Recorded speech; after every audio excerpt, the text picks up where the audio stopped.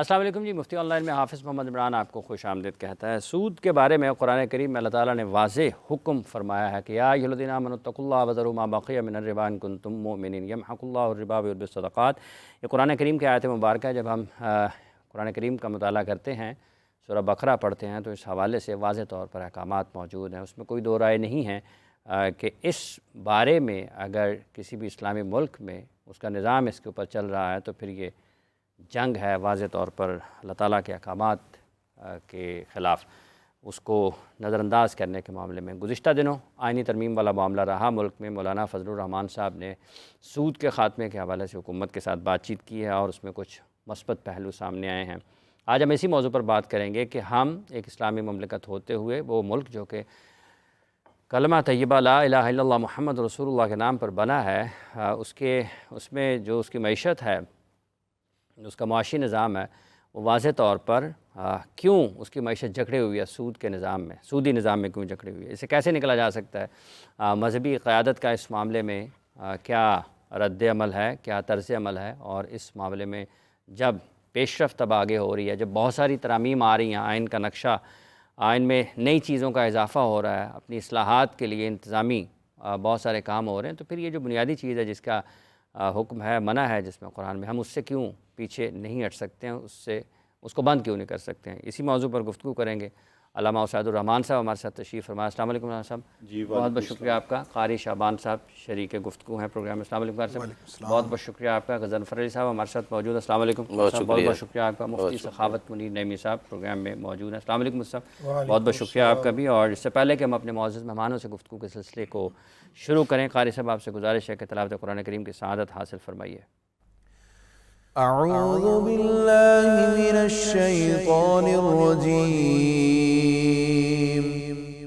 بسم اللہ الرحمن الرحیم۔ ما كان محمد أبا أحد من رجالكم ولكن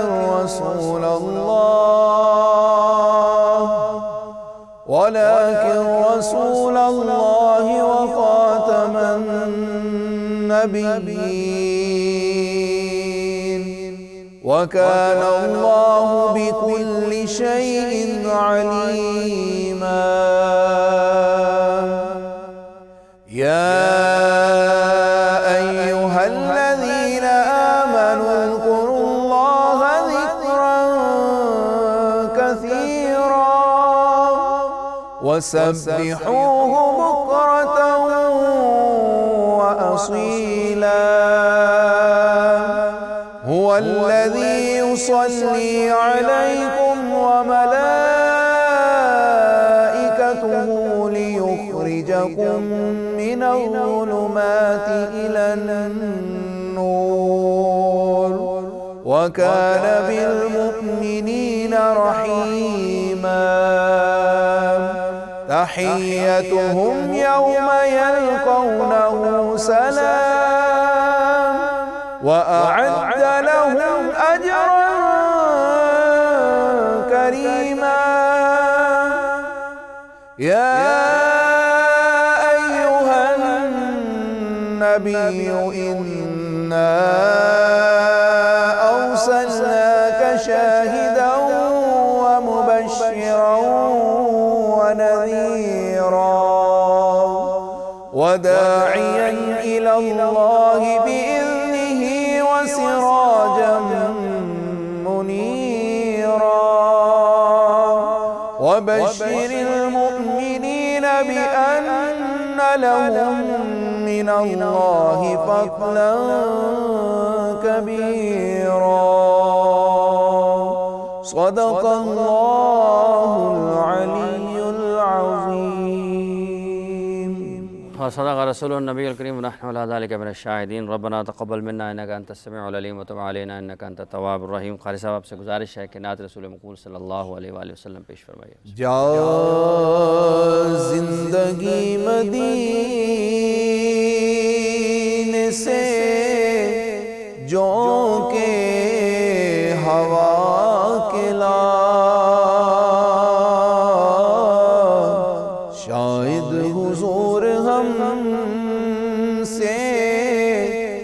وفا ہے مناقلا، کچھ ہم بھی اپنا چہرائے باطن سوار لیں، بکر سے کچھ آئی دے عشق و وفا کے لا، دنیا بہت ہی تنگ مسلمان پہ ہو گئی، فاروق کے زمانے کے نقشے اٹھا کے لا، محروم کر دیا ہمیں جس سے نگاہ نے، عثمان سے وہ زاویے شرم و حیا کے لا، مغرب میں مارا نہ پھر اے گدائے علم، دروازہ علی سے یہ خیرات جا کے لا، باطل سے دب رہی ہے پھر امت رسول کی، منظر ذرا حسین سے پھر کربلا کے لا، جا زندگی مدینے سے جو کے ہوا کے لا۔ جزاک اللہ جناب صاحب، بہت بہت شکریہ آپ کا، اور مفتی تقی عثمانی صاحب نے بھی خراج تحسین پیش کیا ہے مولانا فضل الرحمان صاحب کو اس 26ویں آئینی ترمیم میں، جب سود کے خاتمے کے حوالے سے معاملات آگے بڑھ رہے ہیں۔ علامہ صاحب، یہ مشکل کیوں ہے کہ ہم لا الہ الا اللہ محمد رسول اللہ کے نام پر بننے والے ملک میں ایک ایسی جو کہ جنگ ہے، سودی نظام جو کہ اسلامی نظام سے جنگ ہے، اسلام سے جنگ ہے، اس میں ہم بے بس کیوں ہیں؟ بسم اللہ الرحمن الرحیم۔ میں سب سے پہلے حضرت مولانا فضل الرحمان صاحب کو اور ان کی پوری ٹیم کو، بلکہ میں اگر یوں کہوں کہ وزیر اعظم جناب شہباز شریف صاحب کو، بلاول بھٹو کو، تمام پارلیمنٹیرینز کو، تمام ممبران کو میں مبارکباد پیش کرتا ہوں۔ وہ تو احتجاج کر رہے ہیں، دوسری طرف کہتے ہیں ہمارا آئینی حق ہے احتجاج کرنا۔ ممبران وہ جن نے اس کے حق میں ووٹ دیا ہے، اچھا، اور انہوں نے یقیناً آپ کے خیال میں جنہوں نے اس کے حق میں ووٹ نہیں دیا انہوں نے سودی کاروبار کے حق میں ووٹ دیا ہے، بائیکاٹ کیا یا اس کا حصہ نہیں بنے؟ پہلے میری بات سنیں، میں سب سے پہلے تو مولانا صاحب کو اور ان کی پوری ٹیم کو اور جتنے لوگوں نے اس کے حق میں ووٹ دیا ہے ان کو مبارکباد پیش کرتا ہوں۔ اس کی وجہ کیا ہے؟ اس کی وجہ یہ ہے کہ جس دن سے پاکستان بنا ہے اس دن سے لے کر آج کے دن تک یہ سب سے پہلے یہ موومنٹ سامنے آئی ہے کہ جناب سود کے خاتمے کی بات ہوئی ہے، اور سارے کے سارے جو ممبران ہیں وہ ایک طرف ہیں۔ یقیناً اس کا کریڈٹ جو ہے وہ مولانا فضل الرحمان صاحب کو ہی جاتا ہے کہ ان کی کوشش ہے، اور مولانا فضل الرحمان صاحب نے ثابت کر دیا، وہ جو عمران خان کہتے ہیں نا کہ مولانا فضل الرحمان مقناطیس ہیں، اور مولانا نے اس کی جو صحیح تعبیر پیش کر دی کہ مقناطیس کس کو کہتے ہیں، کہ جو جاتا نہیں ہے جس کے پاس آیا جاتا ہے، جو چیزوں کو اپنی طرف کھینچتا ہے۔ اور پھر مولانا دیکھیں بات یہ ہے کہ ہمیں نیک جو خواہشات ہیں مایوسی نہیں پھیلانی چاہیے، اگر کوئی بھی اچھا قدم اٹھتا ہے تو ہمیں اس پہ خوش ہونا چاہیے۔ اور دوسری بات، اب اس کے اوپر پریشانی والی بات کیا ہے کہ اگر آئی ایف ایم جو ہے، آئی ایف ایم، ہاں، اگر وہ وہاں سے ہمارے اسٹیٹ بینک کو یہ تحریراً کہتے ہیں کہ پاکستان میں اسلامک جو بینکاری اس کو فروغ دیجئے، یعنی وہ جو ہے یہ نہیں کہ وہ اسلام سے محبت کرتے ہیں یا اسلامی بینکاری سے محبت کرتے ہیں، وہ جب دیکھ رہے ہیں کہ ایک نظام ٹوٹ رہا ہے تو جو دوسرا نظام ہے وہ بھی کم از کم ان کی مٹھی میں آنا چاہیے۔ تو ہمیں سب سے پہلے، آپ کو لگتا ہے سودی نظام ٹوٹ رہا ہے؟ دیکھیں بات یہ ہے کہ الحمدللہ ٹوٹ رہا ہے۔ ابھی مولانا تقی عثمانی صاحب جب اردن کے سفر پہ تھے تو شاہ اردن نے مولانا کو ایوارڈ کس بات پہ دیا؟ اسی بات پہ دیا کہ پوری دنیا میں 200 سے زائد ایسے بینک ہیں جو اس کے اوپر ورک کر رہے ہیں، اور پاکستان میں بہت بڑا سسٹم ایسا ہے پاکستان جو میں بہت مولانا بڑا تقی نظام ہے۔ عثمانی صاحب کی زیر سرپرستی چل رہا ہے، اور وہ جو مزاربہ ہے، مشارکہ ہے، اجارہ ہے جو ہے، وہ بتا رہا ہے کہ جناب یہ کس طرح اسلامی تجارت کی جائے، اور وہ متبادل دے چکا ہے اسلام کا مکمل متبادل نظام آپ اس کے کے خیال میں مولانا فضل الرحمان صاحب کو اس کا بہت کریڈٹ جاتا ہے؟ جی حافظ صاحب، آپ کس طریقے سے دیکھتے ہیں اس معاملے کو؟ کیا واقعی مقناطیسی کشش نے کام دکھایا ہے؟ دیکھیں، بات یہ ہے کہ سب سے پہلے تو سود کے حوالے سے بات ہو رہی ہے۔ پاکستان بنے ہوئے طویل عرصہ 77 سال گزر گئے ہیں۔ ہونا یہ چاہیے تھا کہ قیام پاکستان کے بعد ہماری قیادت پہلا قدم یہ اٹھاتی اور ہماری معیشت کو سب سے پہلے سود سے پاک کرتی۔ معیشت کو بھی اسلامی بنیادوں پر استوار کیا جاتا، نظام تعلیم کو بھی، ساری چیزوں کو، لیکن ہم آج بھی 77 سال کے بعد اسی جگہ پر کھڑے تھے کہ آئین بنا 1973 میں جا کے، اس میں صرف یہ لکھا گیا کہ ایز ارلی ایز پاسبل ہم سود سے جان چھڑوائیں گے۔ اس وقت تک ہمارے پاس کوئی ٹائم فریم نہیں تھا۔ اس دفعہ جب آئینی ترمیم آئی تو حکمرانوں کے مقاصد کچھ اور تھے، خفیہ قوتوں کے مقاصد بھی کچھ اور تھے، وہ اپنے اغراض و مقاصد کے ساتھ اس بات کی طرف بڑھ رہے تھے۔ تو جمعیت علماء اسلام نے یہ فیصلہ کیا کہ بجائے اس کے کہ ہم سائیڈ پہ بیٹھیں، ہم بھی کچھ اپنے مقاصد ان کے سامنے رکھتے ہیں، جس کے نتیجے میں اگر وہ ہماری ان چیزوں کی حمایت کریں گے تو ہم بھی ان کے کچھ پوائنٹس پر شاید ان کے ساتھ کوئی ایگری کر جائیں اور اتفاق رائے کے ساتھ ہم ایک حل کی طرف چلے جائیں۔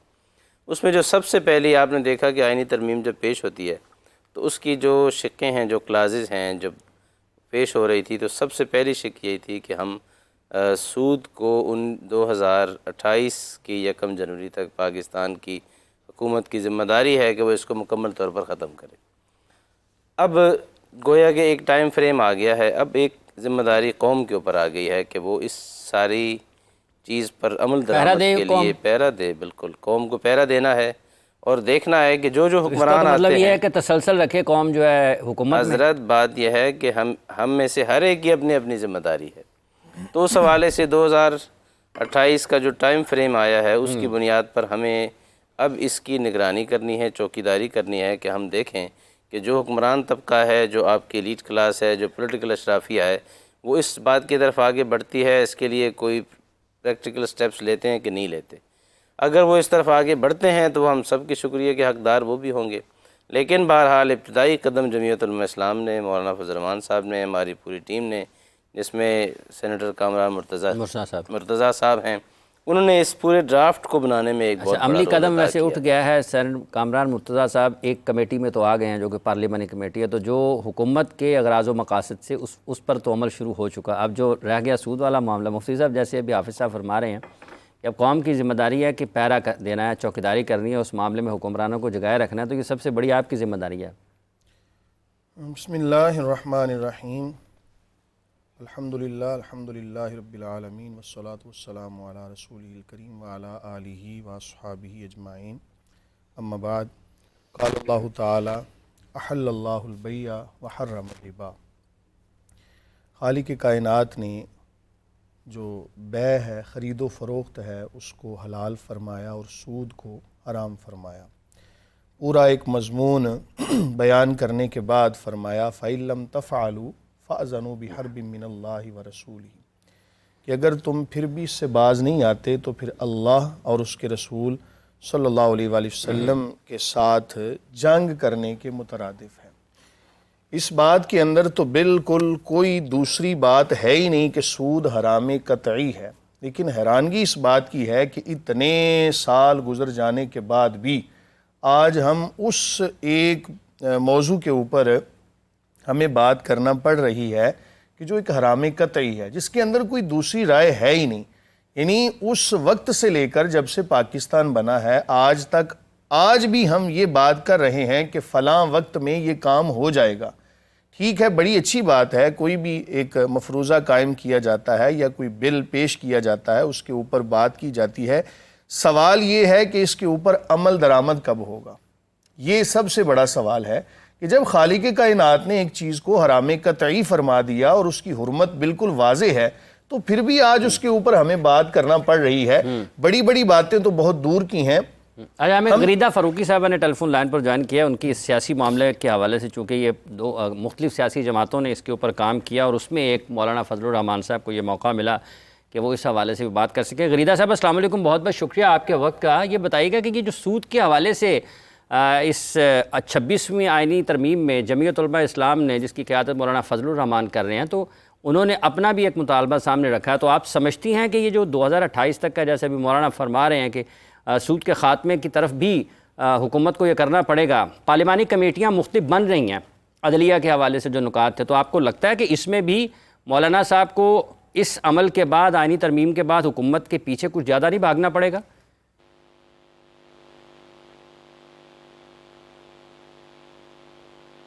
جی السلام علیکم، آپ سن رہی ہیں غریدہ صاحبہ؟ کچھ میرا خیال ہے لائن ڈراپ ہو گئی. جی مفتی صاحب. دیکھیں، ایک ہوتی ہے اکائی کے بعد جو ہے نا باقی آگے دہائی سینکڑا ہزار جس طرح بچے کو پڑھایا جاتا ہے، تو ہم نے دیکھنا ہے اکائی سے لے کر، ٹھیک ہے، بڑی باتیں تو بعد کی ہیں نا. ایک ہمارا عام فرد جو ایک دکاندار ہے یا جو ایک بزنس کرنے والا ہے یا جو ایک نوکری کرنے والا ہے، وہ آج کے دور میں کتنا سود سے دور ہے. حکومتی لیول تو بہت اوپر کی بات ہے نا. دیکھیں، انسان سے اس کے بارے میں پوچھا جائے گا جتنی اس کی طاقت ہے. بحیثیت مسلمان افراد کی یہ ذمہ داری ہے. آپ نے چونکہ کہا کہ علماء کا اس کے اندر کیا کردار ہے، علماء تو ہر جمعہ کے خطبہ کے اندر، ہر درس کے اندر مسجد کا، بلکہ ایک بچے کو جب قرآن پڑھایا جاتا ہے تب سے لے کر تو اس کے دنیا سے جانے تک یہ بات بالکل طور پر بیان کرتے ہیں کہ سود جو ہے یہ ایسی ایک لعنت ہے جس کا ادنا گناہ اتنا بڑا ہے تو اعلیٰ گناہ کتنا بڑا ادنا گناہ بھی بہت اس کا تکلیف دہ ہے اور بہت واضح طور پر ہے. ہمیں غریدہ فاروقی صاحبہ نے اور ڈاکٹر سبیہ اکرام صاحب نے جوائن کیا ہے، اس وقت پروگرام میں شریک ہیں. غریدہ صاحبہ السلام علیکم. ڈاکٹر صاحب السلام علیکم، بہت بہت شکریہ آپ کا. غریدہ صاحبہ، یہ جو آئینی ترمیم ہوئی ہے اس میں سود کے حوالے سے بھی چیزیں سامنے آئی ہیں، تو ایک تو آپ کو یہ لگتا ہے کہ مولانا فضل الرحمان صاحب کی کامیابی ہے، لیکن اگر سود والا ایک اہم معاملہ ہے جس میں، تو پھر جن جماعتوں نے ان کی مخالفت کی ہے، کیا انہوں نے سودی نظام کی مخالفت کی ہے؟ جو چل رہا ہے وہ اس کے حق میں ہے؟ بہت شکریہ، اور امید کرتی ہوں کہ آپ کو اب میری آواز آ رہی ہوگی. جی بالکل. To be in your programme. شکریہ اپنے پروگرام میں دعوت دینے کے لیے. جو آپ نے موضوع آج اٹھایا ہے بہت امپورٹنٹ ہے، کرٹیکل ہے یہ پاکستان کے بینکنگ سسٹم کے لیے، پاکستان کے معاشی نظام کے لیے، کیونکہ پاکستان کا جو بنیاد رکھی گئی ہے وہ اسلامی شریعت اور اسلامی طریقت کی بنیاد پہ رکھی گئی ہے. اب مولانا فضل الرحمان صاحب کا ایک بہت بڑا کردار ہے اس 26ویں آئینی ترمیم میں، نہ صرف سود کی شق کے حوالے سے بلکہ اس مجموعی طور پہ جو کانسٹیٹیوشنل امینڈمنٹ ہے اس میں آپ نے مولانا فضل الرحمان صاحب کا کردار دیکھ لیا، اور باقی سیاسی جماعتوں نے بھی دیکھ لیا کہ مولانا کو نظر انداز کرنے کا نقصان ہوگا، تو ان کو ہمیشہ انگیج کر کے رکھنا چاہیے. اب 1970s یا 1980s سے یہ چیز پاکستان کے عدالتی نظام کا حصہ ہے، عدالتی فیصلوں کا بھی حصہ ہے کہ ملک سے سودی نظام کا مکمل خاتمہ کر دیا جائے گا. لیکن اگر اتنی دہائیاں گزرنے کے باوجود ابھی تک پاکستان سے سودی نظام کا مکمل خاتمہ تو کیا، اس کے خاتمے کی طرف پہلا قدم ہی نہیں لیا جا سکا، تو پھر یہ بڑی تشویشناک اور بڑی افسوسناک بات ہے. اب 2028 آج سے کوئی 3-4 سال کے بعد ہوگا، تو ہم سب کو پر امید تو رہنا چاہیے کہ سودی نظام معیشت کا خاتمہ ہو سکے، لیکن میرا خیال ہے کہ اس میں ابھی بہت وقت درکار رہے گا. اس میں ظاہر ہے جو ہماری جو ہمارا بینکنگ سسٹم ہے وہ بھی عدالتوں میں جا چکا ہے، پہلے بھی موجود ہے، اسٹے آرڈرز موجود ہیں، سو عدالتوں کو اس کا فیصلہ کرنے میں ابھی باقی وقت درکار ہے کیونکہ اسٹے آرڈرز ابھی بھی موجود ہیں. ٹھیک ہے، اس کو آگے بڑھاتے ہیں. ڈاکٹر صاحب یہ جو چونکہ اس میں سیاسی عمل بھی ہے تو آپ کی رائے اس پر بھی لیں گے. ڈاکٹر سبیہ اکرام صاحب بھی ہمارے ساتھ اس وقت موجود ہیں ویڈیو لنک پر. ڈاکٹر صاحب، آپ کو لگتا ہے کہ واقعتاً جیسے ابھی غریدہ صاحبہ بتا رہی ہیں کہ چونکہ اس کی ایک ٹائم فریم ہے، تو کیا رکاوٹیں آپ کے خیال میں آ سکتی ہیں کہ اس نظام کے خاتمے کے لیے آپ کو لگتا ہے کہ کچھ چیزیں، کچھ نظر نہ آنے والی طاقتیں متحرک ہوں گی اور اس کو الجھایا جائے گا مختلف طریقوں سے؟ بسم اللہ الرحمن الرحیم. بالکل حافظ صاحب، دیکھیں، بڑی بدقسمتی اور بدبختی ہے کہ ہم لوگ سارے مسلمان جس کتاب کو مانتے ہیں اس کتاب کے اندر واضح لکھا ہے یا ایھا الذین آمنوا اتقوا اتقوا اللہ وذروا ما بقی من الربا ان کنتم مؤمنین فإن لم تفعلوا فأذنوا بحرب من اللہ ورسولہ. مطلب سود سے بچنے کی تلقین کی گئی ہے، نہ صرف تلقین بلکہ حکم دیا گیا ہے، اور ساتھ یہ بھی کہا اگر تم سود کے مرتکب ہوتے ہو تو تم اللہ اور اس کے رسول کے خلاف اعلان جنگ کر رہے ہو. مطلب بد قسمتی ہے بلکہ بدبختی ہے، بلکہ میں یہ سمجھوں گا یہ اللہ تعالیٰ کا ایک عذاب ہے کہ ہمارے ذہنوں پہ پردہ ڈل چکا ہے کہ جس اللہ سے ہم رحمت کے طلبگار ہیں، جس اللہ تعالیٰ سے ہم لوگ جو ہے وہ آسانیوں کے طلبگار ہیں، جو ہمارا مشکل کشا ہے، حاجت روا ہے، ہم اس اللہ تعالیٰ کے ساتھ اعلان جنگ میں ہیں اور اس کے رسول کے ساتھ بھی اعلان جنگ کے اندر، اور ساتھ ساتھ ہم یہ ایکسپیکٹ کر رہے ہیں کہ ہم معاشی طور پہ بڑے مستحکم ہو جائیں گے. چلیں مسلمانوں کو ایک سائیڈ پہ رکھتے ہیں. دنیا کے اندر فائنینشل سرویز آ چکے ہیں، یہاں تک کہ یہودیوں کی جو ہے وہ بہت بڑی بڑی رپورٹس آ چکی ہیں اور آپ کو عام مل جائیں گی ویب سائٹس کے اوپر کہ وہ معاشرہ کبھی زندگی کے اندر مستحکم یا ترقی یافتہ نہیں ہو سکتا، یا وہاں پہ کبھی زندگی کے اندر فائنینشل سٹیبلٹی نہیں آ سکتی جہاں پہ سود کا خاتمہ نہ ہو یا جو معیشت سود پہ چل رہی ہو. مطلب آپ مجھے بتائیں دنیا کے اندر کون سی ایسی ریاستیں ہیں، کون سے ایسے ترقی یافتہ ممالک ہیں جن کی معیشت سود پہ چل رہی ہے اور وہ بہت زیادہ مستحکم ہو؟ ایسا آپ کو ایک مثال نہیں ملتی.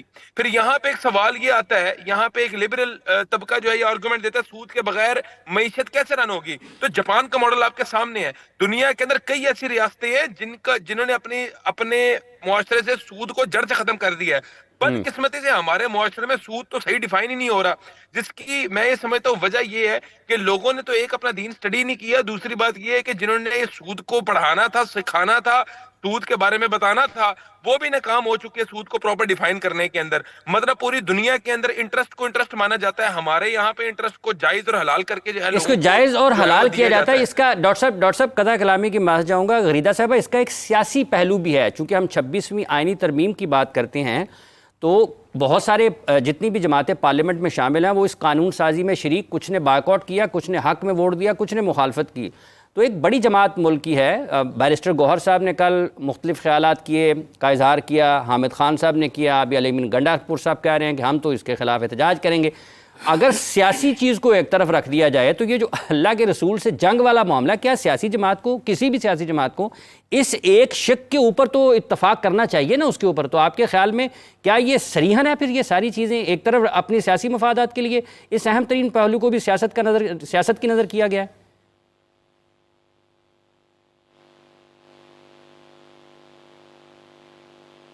جی غریدہ صاحبہ آواز آ رہی ہے آپ کو؟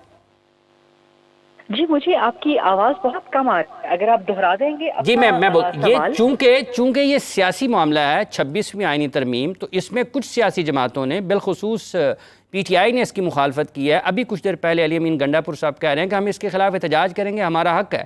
ان کی قیادت نے بھی اس حوالے سے اپنے خیالات کا اظہار کیا ہے. آپ اس کا مطلب یہ کہ سود والا معاملہ اس پر بھی اتفاق رائے نہیں کیا گیا، صریحاً ہے، اور اس معاملے کو بھی سیاست کی نظر کیا گیا ہے؟ یہ سخت الفاظ ہیں لیکن آپ کو لگتا ہے کہ کچھ اس قسم کا معاملہ رہا؟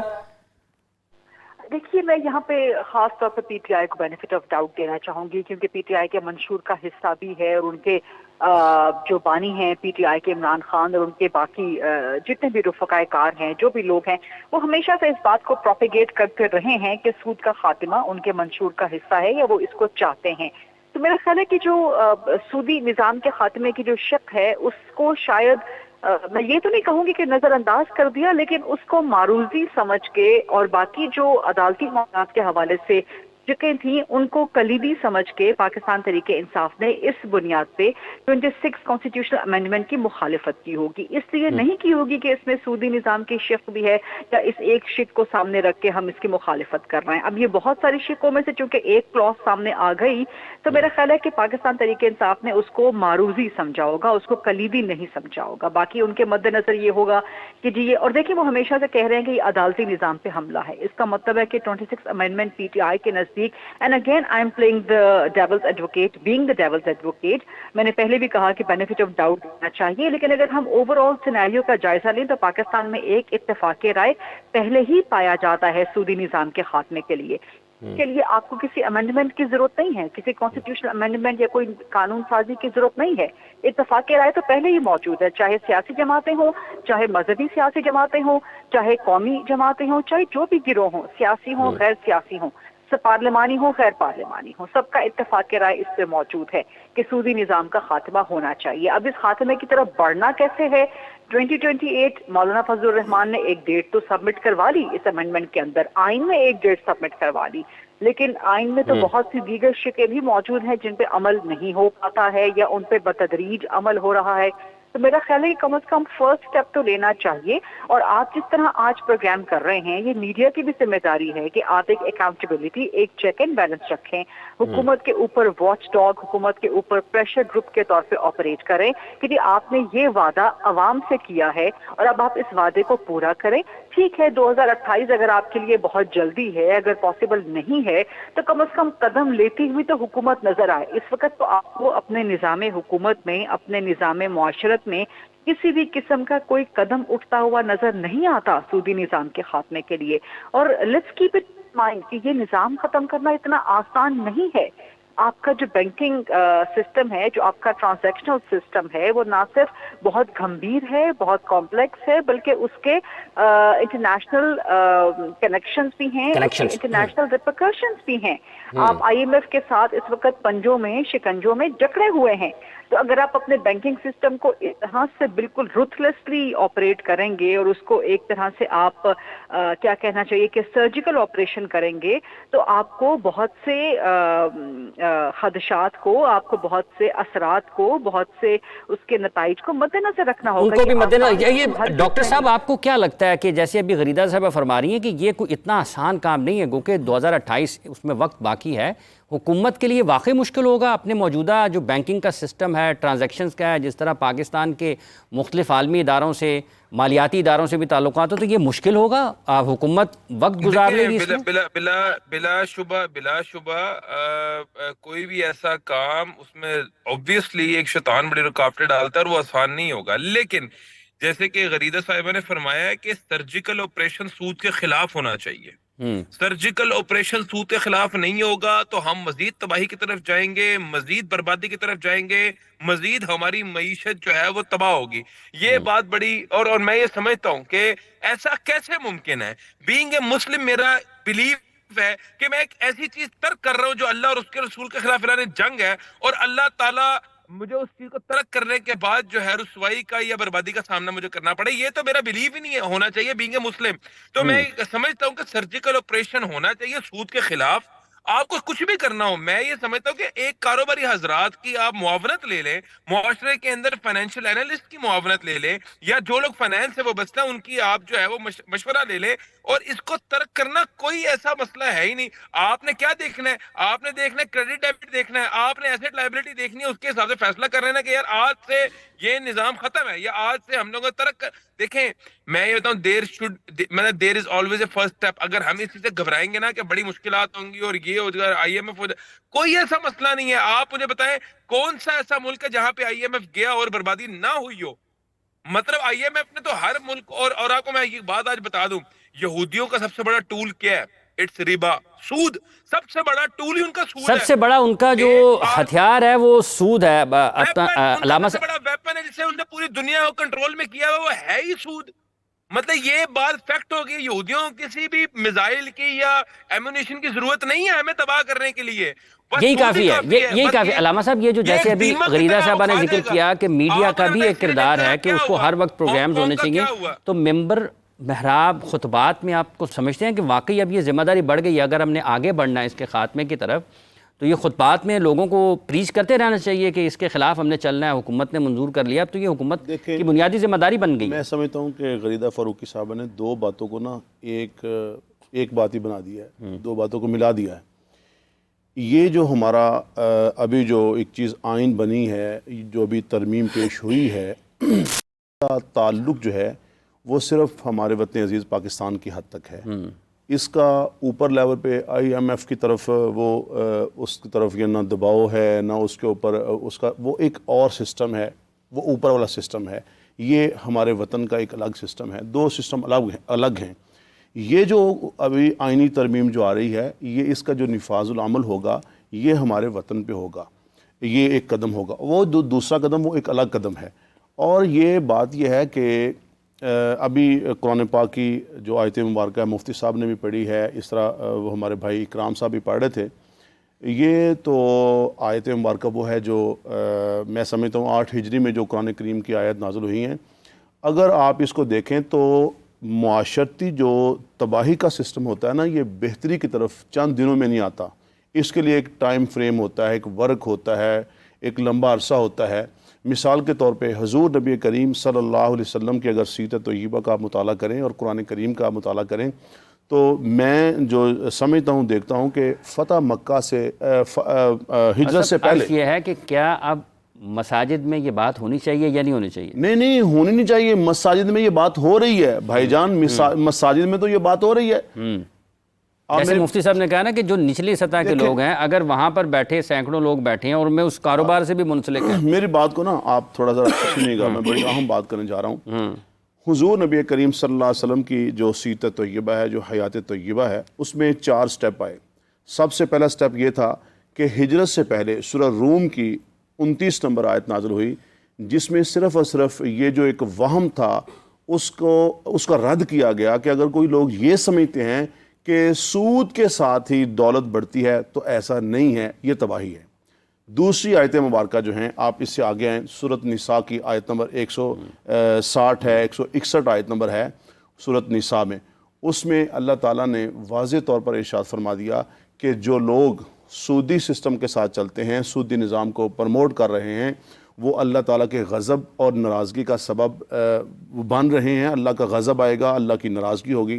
یہ یعنی گویا کہ یہ ایک تربیت ہو رہی ہے معاشرتی، یہ ایک جو برائی ہے اس کو بیان کیا جا رہا ہے۔ تیسرے نمبر پہ سورہ آل عمران میں 130 نمبر جب آیت آتی ہے تو جو سود کی سب سے بری شک ہے نا، اس کو 130 نمبر آیت میں بیان کیا گیا کہ جو لوگ سود دیتے ہیں جب وہ ٹائم پورا ہو جاتا ہے، نہیں ہوتا، تو جو اس کے اوپر بڑی بڑی شرائط ہوتی ہیں نا کہ اتنا دینا ہوگا، اتنا دینا ہوگا، اس کو اللہ کا غضب، ناراضگی اور جہنم اس کے اوپر۔ اور چوتھے نمبر پر یہ جو آیت جو ابھی پڑھی جا رہی ہے سورہ آل عمران کی 275 سے 279 تک، ان آیات کا تعین کر دیا گیا بھئی یہ بالکل قطعاً حرام ہے۔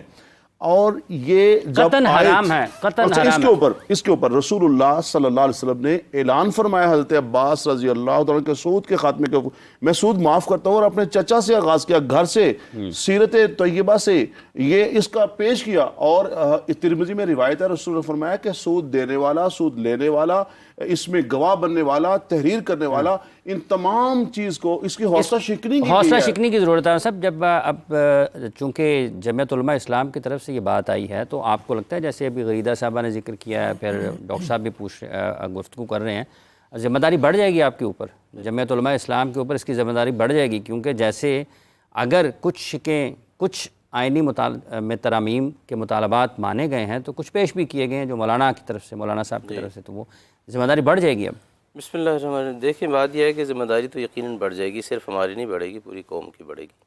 اس کی وجہ یہ ہے کہ ہم نے اسی پاکستانی قوم کی نمائندگی کرتے ہوئے ان کی آرزوؤں کے مطابق اس چیز کو آئین کے اندر شامل کروایا، اور اس کے لیے باقاعدہ 2 مہینے کی، 1.5 مہینے کی ایک پوری سٹرگل ہے۔ اس لیے کہ جو ابتدائی ڈرافٹ لوگوں کے سامنے آیا تھا اس کے اندر ایسی کوئی چیز نہیں تھی۔ جمعیت علماء اسلام نے، اس کی قیادت نے پوری جدوجہد کی ہے، سب کے سامنے آیا۔ چونکہ ابتدائی کوشش ہماری قیادت کی تھی، ہم اس پر نگرانی بھی کریں گے، اس پر وقتاً فوقتاً حکومت کو بیدار بھی کرتے رہیں گے۔ اس سے پہلے میں ایک اور بات ذکر کر دوں کہ 2002 میں جب MMA کی حکومت بنی KPK میں، تو صوبائی سطح پر ہم نے وہاں کا جو خیبر بینک تھا اس کے اندر سود کا نظام بالکل ختم کیا، خیبر بینک میں، اور وہ بالکل اسلامی بینکاری کے نظام کے اوپر چلنا شروع ہوا۔ اس کے فوائد اور ثمرات بھی پھر قوم نے دیکھے۔ اور مزے کی بات یہ دیکھیں، ہمارے یہاں بھی حوالہ دیا جا رہا تھا کہ جی انٹرنیشنل جو ٹریٹیز ہیں، جو معاہدے ہیں جن میں ہم سگنیٹری ہیں، وہ شاید ہمارے لیے رکاوٹ بنتے ہیں ایسی چیزوں کے لیے۔ اس دوران بھی ہم بین الاقوامی دنیا کے ساتھ بھی رابطے میں تھے، ان کے ساتھ بھی معاہدے ہو رہے تھے۔ ان میں سے کسی نے یہ چیز پوائنٹ آؤٹ نہیں کی کہ جی آپ نے تو سود ختم کر دیا ہے اس لیے ہم آپ کے ساتھ کوئی ڈیل نہیں کر سکتے۔ ساری ڈیلنگز بھی چل رہی تھیں۔ یہ ہمارا ایک اندر کا خوف ہوتا ہے۔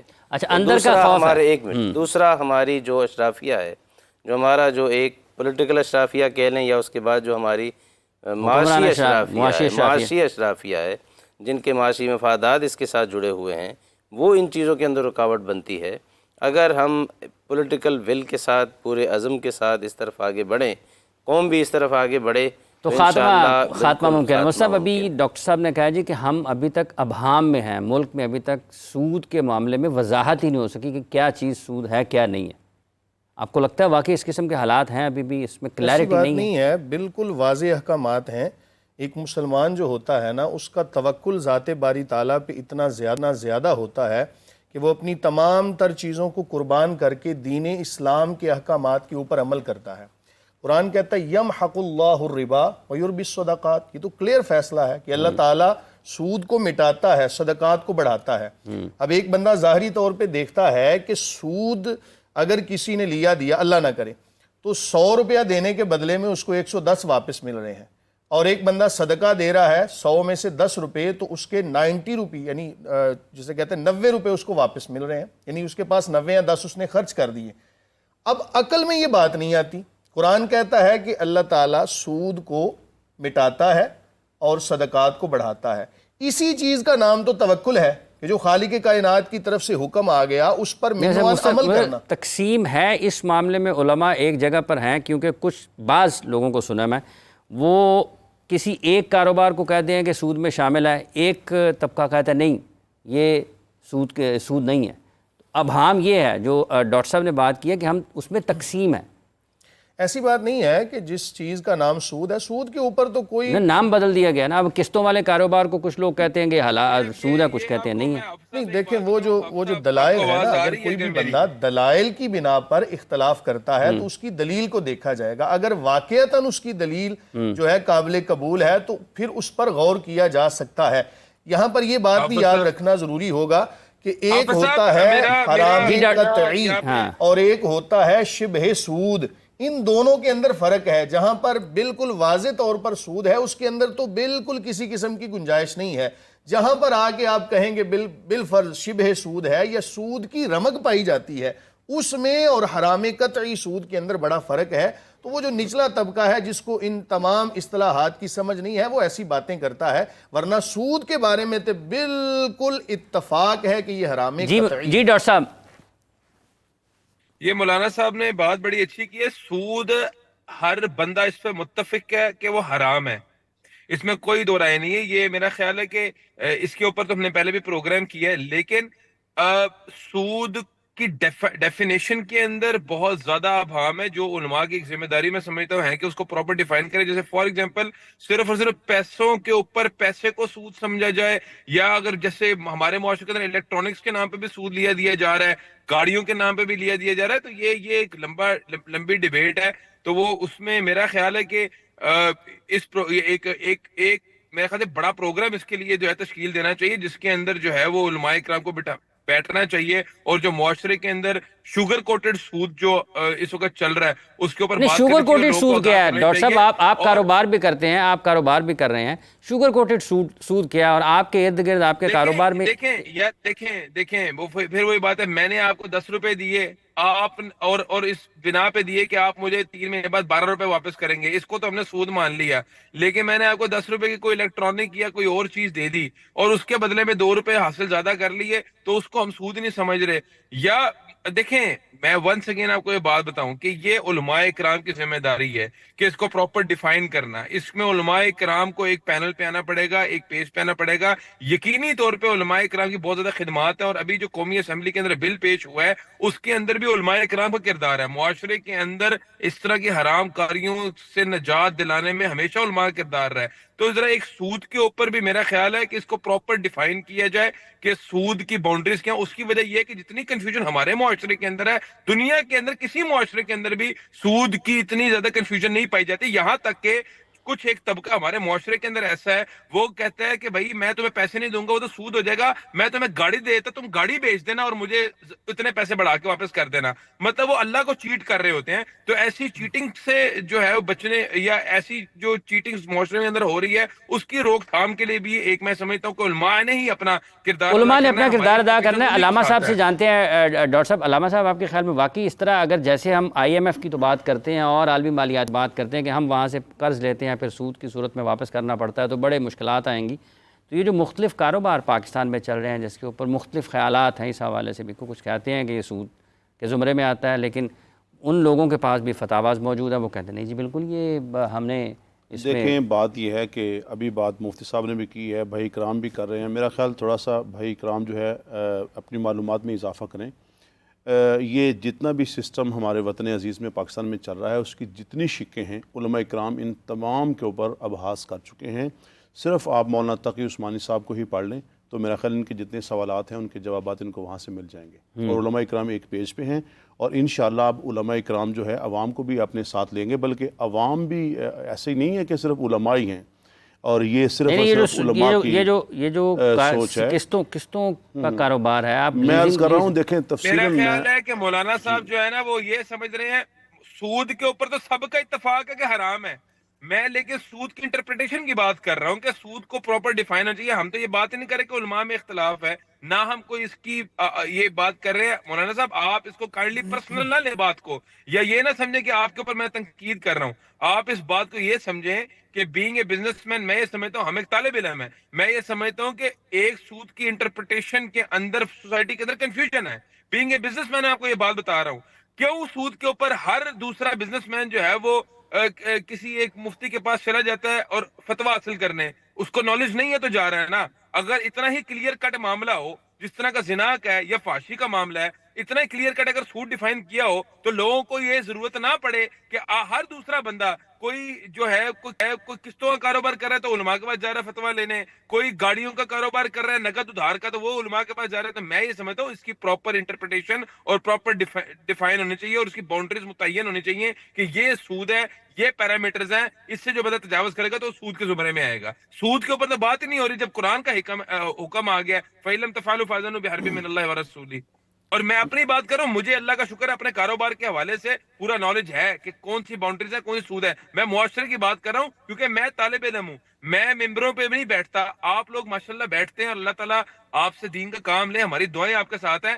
آپ میری بات کو جو ہے وہ ایک پازیٹیو اسپیکٹ کے اندر لیں، آپ کاؤنٹر آرگومنٹ دے کے جو ہے وہ یہ مجھے فیل کرا رہے ہیں کہ پتہ نہیں میں نے آپ کے خلاف بات کر دی، ایسا ہرگز نہیں ہے۔ جی علامہ نہیں، اصل میں ایسا نہیں ہے، اصل میں جو اپنی ہماری سوچ ہے ہم اس کو ہی وہ ڈیفینڈ کر رہے ہوتے ہیں، ایسا نہیں ہے۔ میں نے قطعاً بھی ان کے اوپر کوئی تنقید نہیں کی، میرے بھائی ہیں، میں قطعاً ان کے حوالے سے کوئی بات نہیں کی، نہ میں نے اس کو کوئی ذاتی ابہام تو ہے نا معاشرے میں۔ دیکھیں وہ میں آپ میری بات کو شاید سمجھے نہیں یعنی میں سمجھ گیا ہوں ابہام معاشرے میں ہے نا۔ دیکھیں میں آپ کو عرض کر رہا ہوں کہ وہ جو ابہام معاشرے میں ہے اس کے اوپر علماء کرام کے فتاوی جات رائے بالکل موجود ہیں۔ آپ رابطہ تو کریں دارالعلوم کراچی سے، مولانا تقی عثمانی صاحب میں نے یہاں پہ پروگرام کیا ہے، مفتیان کرام آمنے سامنے بیٹھے، ایک کہتا ہے جائز ہے، ایک کہتا ہے ناجائز ہے۔ بھائی دیکھیں میں آپ کو، آپ افراد کی بات کریں، میں آپ کو اداروں کی ساتھ بات کر رہا ہوں۔ اداروں کی، مفتیان کرام اداروں سے منسلک ہے، وہی تعلیم حاصل کی نا علامہ صاحب سے رابطہ کیا؟ ہاں جی کیا ہے۔ انہوں نے کیا کہا ہے؟ وہ کہہ رہے ہیں میرے پاس وقت نہیں ہے۔ نہیں ایسا نہیں ہے، مولانا تقی عثمانی نے دیکھیں، میں ابھی فون ملا لیتا ہوں، بات یہ ہے، ابھی فون ملا لیتا ہوں، آپ کی بات کرا دیتا ہوں، اس میں کون سی بات ہے؟ ادارے موجود ہیں، علماء کرام موجود ہیں، میں بات کرا دیتا ہوں، مکمل ہو چکی ہے، اس میں ایسی کوئی بات نہیں ہے۔ بات کر لیتے ہیں نا، بات کر لیں آپ۔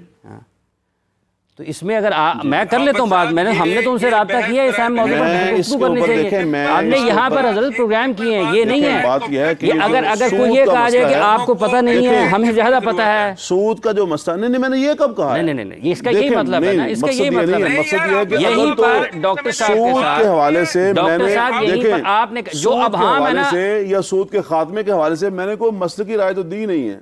آپ نے کہا جی لوگوں کو پتہ نہیں ہے، اب نہیں ایسی بات نہیں، میں کہہ رہا ہوں کہ جتنی باتیں ہوئی ہیں وہ ایسا نہیں ہے کہ دارالعلوم کراچی ہے، جامعہ اشرفیہ ان اداروں میں آتی ہیں اور اس کے اوپر باقاعدہ ڈیبیٹ ہوتی ہے، فتوے دیے جاتے ہیں، لوگوں کے وہی تو کہہ رہے ہیں، وہی تو کہہ رہے ہیں ہو رہے ہیں سر، ڈاکٹر صاحب وہی تو کہہ رہے ہیں کہ ہر جو کوئی کاروبار کہتا ہے اس کے پاس فتویٰ موجود ہے۔ بھائی بات یہ ہے، میں وہ یہی عرض کر رہا ہوں، بات یہ جیسے جو بات بھی مفتی صاحب جو فتویٰ دیں گے وہ قرآن و سنت کی روشنی میں سائل کا سوال دیکھ کے اس کو جواب دیا جائے گا، اور اس پہ ورک ہو رہا ہے، مدارس میں بھی ہو رہا ہے، ممبر و محراب سے بھی ہو رہا ہے، انشاءاللہ اس پہ مزید ورک بھی ہوگا۔ اس میں کوئی ڈاکٹر صاحب آپ کیا فرما رہے ہیں؟ میں مستد نہیں کر رہا۔ دیکھیں میں علامہ صاحب، مولانا صاحب، معذرت میں کیونکہ دیکھ نہیں پا رہا تو مجھے پہچان، میں نہیں ان کو پہچانا، ہمارے لیے قابل محترم ہے۔ ہمارا صرف ہم یہ بات کر رہے ہیں جو بندہ قسطوں پہ گاڑیاں بیچ رہا ہے اور اس کے اوپر مارک اپ حاصل کر رہا ہے، ربا حاصل کر رہا ہے، وہ بھی کہہ رہا ہے میرے پاس فتویٰ ہے۔ جو الیکٹرانکس میں ٹی وی فریج وغیرہ بیچ رہا ہے اور ہر گلی محلے میں دکانیں کھلی ہوئی ہیں, موٹر سائیکل ڈبل ریٹ پہ مارک اپ چارج کر رہا ہے, وہ بھی کہہ رہے ہیں فتویٰ ہے. تو ہم میں کہتا ہوں مفتی تقی عثمانی صاحب کا اس فیلڈ کے اندر بڑا نام ہے, ہم ان کو مانتے ہیں, میں یہ بات کرتا ہوں, لیکن جیسے آپ نے بات کی ہے, اب ہم بندوں کو یہ تو نہیں کہہ سکتے یہ عام عوام کی رسائی مفتی تقی عثمانی صاحب تک نہیں ہے, عام آدمی تک کی رسول العلوم کراچی تک نہیں ہے. تو ہم جو ٹی وی کے اوپر جو علماء کرام, میں تو خیر طالب علم ہوں, جو جیسے مولانا صاحب جیسے علماء کرام بیٹھے ہوئے ہیں, ان کا کام ایجوکیٹ کرنا. ممبر کے اندر موضوع ہونے چاہیے, ملک کی تحریک چلنی چاہیے سود کے خلاف. مفتی صاحب میں یہی گزارش کر رہا ہوں کہ علماء کرام کر رہے ہیں بھائی. اگر مولانا تقی عثمان صاحب کسی کی رسائی نہیں ہے تو مولانا تقی عثمان صاحب کی کتابیں موجود ہیں, مولانا کی تحریریں موجود ہیں, گویا کہ تحریر پڑھ لی, کتاب پڑھ لی, تو گویا کہ وہ رسائی تو ہو گئی میرے بھائی. کاروبار قسطوں پر جائز ہے یا درست ہے, جو ان کا سوال ہے. میں وہی عرض کر رہا ہوں کہ اس کے اوپر لمبی چوڑی ڈیبیٹ کا ابھی وہ مختصر بات نہیں ہو سکتا. مجھ سے آپ کا کیا خیال ہے؟ حافظ صاحب ہمارا مطالبہ ایک گزارش مؤدبانہ صرف مولانا صاحب سے یہی تھی, بات بحث میں چلی گئی ہے. بھائی ہم آپ کی تائید کرتے ہیں, ہم آپ کے مطالبے کو مان رہے ہیں میرے پیارے بھائی, ہم آپ کے مطالبے کو مان رہے ہیں, ہم آپ کے مطالبے کی تائید کر رہے ہیں, ہم اس کے اوپر تنقید نہیں کر رہے, ہم تائید کر رہے ہیں آپ کے معاہدے, ہم آپ کی بات کی تائید کر رہے ہیں. جی مفتی صاحب, ڈاکٹر صاحب مفتی صاحب کی رائے لے لیں. ڈاکٹر صاحب, جی مفتی صاحب. دیکھیں جہاں تک بات ہے نا معلومات کا نہ ہونا, اس کے اندر بھی ہمارا اپنا قصور ہے. جو فتاوی جات لکھے جاتے ہیں نا, یا جو فتاوی جات دیے جاتے ہیں, بعض دفعہ وہ ایک شخص واحد کے لیے ہوتے ہیں. کسی بندے کے کاروبار کی نوعیت ایسی ہوتی ہے. پبلک کے اندر مسائل یہ ہیں کہ وہ ایک فتوے کو سامنے رکھتے ہوئے, ایک شرعی مسئلہ کو سامنے رکھتے ہوئے وہ اس کو اپلائی کرتے ہیں باقی تمام کاروبار کے اوپر, جس کی وجہ سے ابہام پیدا ہوتا ہے. ڈاکٹر صاحب میری بات سن لیجئے گا, آپ نے مطلب کافی اعتراضات کیے, میں اس کا صرف ایک بات کے اندر جواب دوں گا, صرف مختصر سے الفاظ کے اندر. حضور نبی کریم صلی اللہ علیہ وآلہ وسلم آپ کے پاس حضرت بلال حبشی رضی اللہ تعالیٰ عنہ کچھ کھجوریں لے کر آئے. یا رسول اللہ صلی اللہ علیہ, یہ کھجوریں ہیں, میں نے یہ کھجوروں کے بدلے میں لی ہیں. تو کریم آقا علیہ السلام نے فرمایا کہ یہ تو سود ہو گیا. رسول اللہ صلی اللہ علیہ وآلہ وسلم کی بارگاہ میں عرض کیا, حضور پھر سود کا خاتمہ کیسے ہوگا؟ تو کریم آقا علیہ السلام نے فرمایا, ان کھجوروں کو بیچ دو مالیت کے بدلے میں یا کسی بھی اور چیز کے بدلے میں, اور پھر ان پیسوں کے بدلے میں اگر تم دوسری کھجوریں خرید لو گے تو وہ جائز ہو جائے گا. یعنی اگر تم نے ڈائریکٹ یہ چیزیں خرید و فروخت کی اضافے یا کمی کے ساتھ تو وہ سود ہو جائیں گی, لیکن اگر تم نے ان کو مال کے بدلے میں بیچ دیا اور اس مال کے بدلے میں تم نے اتنی ہی کھجوریں خرید لیں تو ایسی صورت میں سود ختم ہو جائے گا. جب ہمارے سامنے ہمارے مد نظر حدیث رسول صلی اللہ علیہ وآلہ وسلم ہوتی ہے تو پھر ہم اپنی عقل کو قربان کر دیتے ہیں. میں نے اس سے پہلے بھی عرض کیا تھا کہ ایک ہوتا ہے حرام قطعی سود, جس کے اندر کسی قسم کی کوئی گنجائش نہیں ہے, لیکن بعض دفعہ کسی چیز کے اندر سود کی رمق پائی جاتی ہے, اس کو شبہ سود کہا جاتا ہے. جب ایک عام بندہ اصطلاحات کو نہیں سمجھتا تو وہ پھر علماء کے اوپر عمومی طور پہ اعتراض کر دیتا ہے. اعتراض کرنا اس کا حق ہے, لیکن بات کو سمجھنا اور ہوتا ہے اور بات کے اوپر صرف اعتراض کرنا اور ہوتا ہے. بالکل واضح طور پر احکامات موجود ہیں. جب آپ شریعت کے مطابق کاروبار کریں گے تو آپ کا قسطوں والا کاروبار بھی بعض دفعہ جائز ہو جائے گا, لیکن اگر آپ شریعت سے ہٹ کے کسی معاملے کو کریں گے نا اپنی مرضی کے مطابق تو پھر وہی کاروبار بعض دفعہ ناجائز بھی. میں نے اس لیے آپ کو حدیث کی مثال دی. تو جب کوئی بندہ اس طریقے کے مطابق کاروبار کو لے کے چلتا ہے تو کاروبار جائز ہے. جی ڈاکٹر صاحب. مولانا صاحب نے بڑی خوبصورت بات کی ہے. نبی کریم صلی اللہ علیہ وسلم کی قول کے آگے تو میں سمجھتا ہوں کہ بات کرنا بھی جو ہے وہ ایک مناسب نہیں ہے. ان کے آگے تو بس لا ترفعوا اصواتکم فوق صوت النبی, اور ان کے آگے فل سٹاپ ہے. میرے نبی نے جو بات کر دی ہے وہ آخری ہے, وہ کامل نہیں اکمل ہے. میں صرف یہ گزارش کرتا ہوں, جس طرح مولانا صاحب نے بھی اتنی خوبصورت حدیث بیان کی, میں یہی بات کرتا ہوں کہ اس طرح لوگوں کو نالج ہونا چاہیے. جیسے فار ایگزامپل انہوں نے بیان کی, میرے نبی کریم صلی اللہ علیہ وسلم نے فرمایا ہے کہ آپ مطلب کوموڈیٹی کے بدلے کوموڈیٹی حاصل کر سکتے ہیں نفع کے اندر. مطلب میں یہ, لیکن ہمارے معاشرے کے اندر کیا چل رہا ہے, نقد 9 ادھار 12, اور یہ بڑا سسٹم عام ہوا ہوا ہے. میں یہ بات ہرگز نہیں کر رہا کہ اس کے اندر کوئی علماء کا قصور ہے, لیکن لیک آف ایجوکیشن کی وجہ سے یہ معاملہ ہو رہا ہے. People are unaware of it.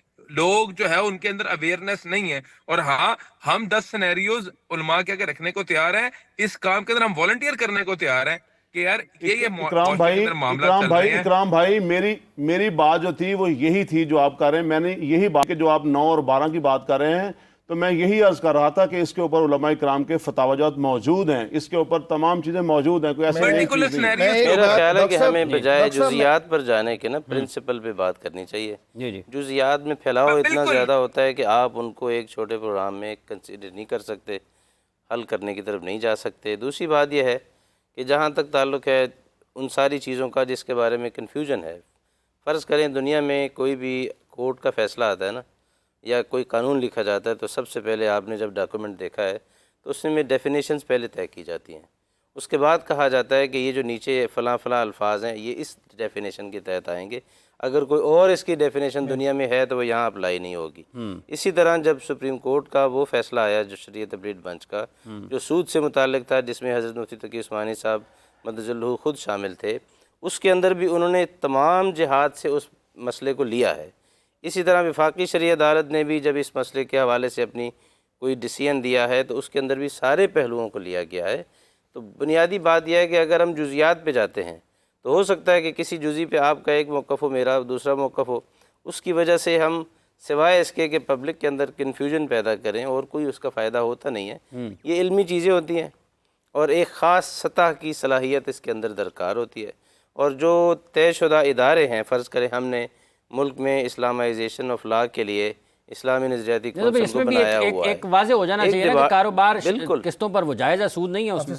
یہ فلاں کاروبار ہے وہ جائز ہے. دیکھیں بات یہ ہے کہ اس کے اوپر بات ہو چکی ہے کہ کوئی بھی کام ہوگا اگر وہ قرآن و سنت کی روشنی میں ہوگا, وہ آپ فتویٰ لے کے شریعت کی روشنی میں شروع کریں گے تو وہ حلال ہوگا. اس پہ بات تو ہو چکی ہے. صاحب میں ایک عرض کرتا ہوں, میں جو فتوے کی بات میں یہ عرض نہیں کر رہا, میرا مسئلہ نہیں ہے, میں تو قسطوں کا کاروبار نہیں کرتا. میں یہ کہہ رہا ہوں کہ میرا خیال ہے کہ وہ بھی ڈیفائن ہونا چاہیے نا کہ ایک فائنانس کے اوپر نالج رکھنے والے علماء کرام سے فتویٰ لیا جائے, اس کا پراپر.